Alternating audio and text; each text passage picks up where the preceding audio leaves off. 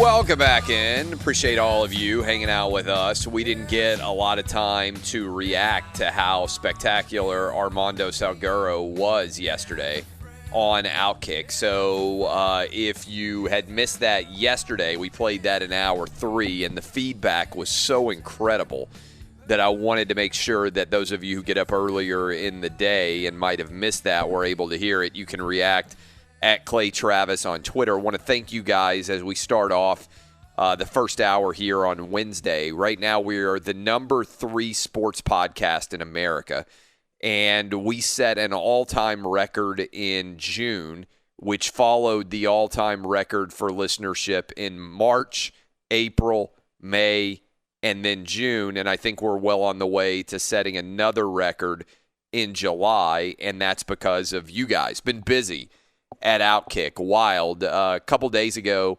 on, I guess it was Tuesday, Monday, Jason Whitlock went on the Tucker Carlson show, which is the highest rated highest rated news show on cable in history. That's how many people are watching Tucker Carlson. Last night, I went on the Laura Ingraham show. The feedback was phenomenal. So we've relaunched Outkick. If you haven't checked it out, outkick.com. And site traffic has exploded. The number of you signing up for VIPs is frankly off the charts. If you want to go sign up for Outkick VIP, you get an all-access line to the radio program, direct to VIP line. You also get the ability to comment on our articles. We have a great message board that has blown up really rapidly in terms of all its activity. Jason Whitlock, myself, and other Outkick writers are going to be doing different events around the country that are exclusive for VIPs. And right now, although there's a stack of hundreds of these books that are going out, I think 1,000 of you or more are going to sign up for Outkick VIP alone just this week. You get an autographed copy of my book. And we're almost out of books. So if you want an autographed copy of my book and you want to sign up for Outkick VIP, go to outkick.com right now. You'll see the sign up.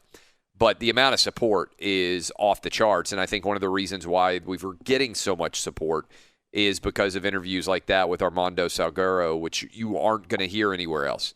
Everybody else is either convinced that Colin Kaepernick is the saint and the greatest human being who has ever lived. They're buying the media fake job that they have created around Colin Kaepernick, or they're afraid to point out that Colin Kaepernick is a fraud because they're afraid that the social media mob is going to come after him.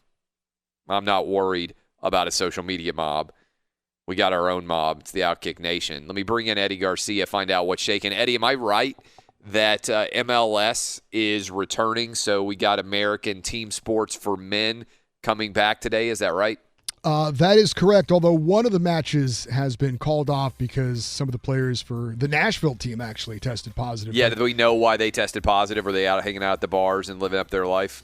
I don't think they're supposed to be, but whether they were or not, I don't know. Yeah, I don't know the answer there. I mean, I'm not surprised, again, when guys in their 20s end up out hanging out, chasing girls, and I would bet if you go back into what happened, that's connected to the outbreak that we saw in Nashville and in Dallas. But there are games today, right? There are, yes. All right, what else you got for us? Well, obviously the big news is from the NFL, as usual. Philadelphia Eagles wide receiver DeSean Jackson issuing 2 separate apologies for his anti-Semitic social media posts.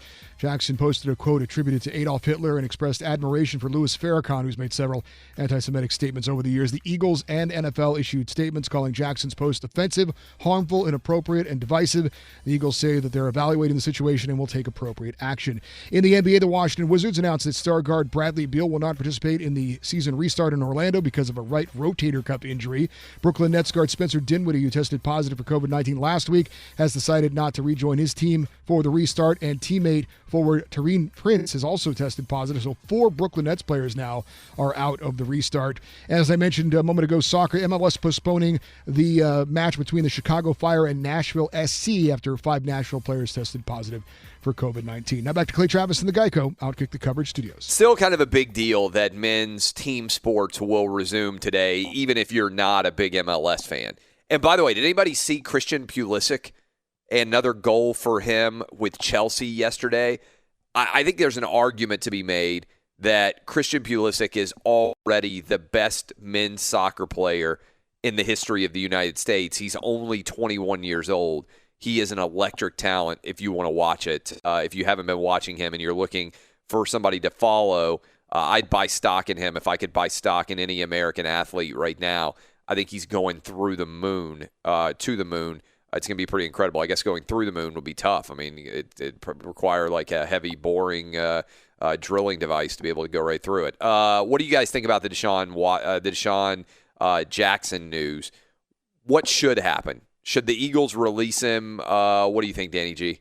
No, I don't think so. I think you nailed it during the opening segment where we need to cancel culture. Yeah. And so we all need to kind of pump our brakes and let people speak their minds a little bit right now. And, it is troubling for, like you're going to talk to Jeff Schwartz about it, you mentioned. Yeah.